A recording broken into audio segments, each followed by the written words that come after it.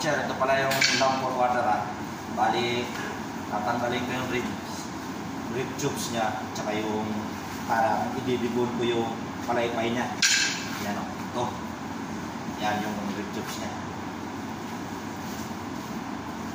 Tawag namin ito dito mga kabutcher. Ito yung shoulder chops. Rib chops shoulder. Bali, tatanggalin ko yung palaypay niya dito. Parang sa baboy.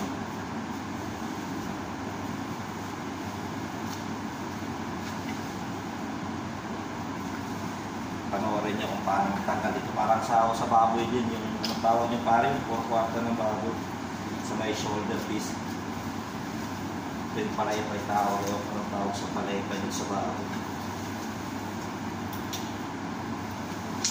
Ito, hindi na ito tatanggalin yung tabang. Ganito tayo magtanggal dito. Sa atake na to. Yan o. Yan. Ganyan yung palaypay ng tupa. Ito naman yung shoulder na. Ito naman yung shoulder chops. Okay?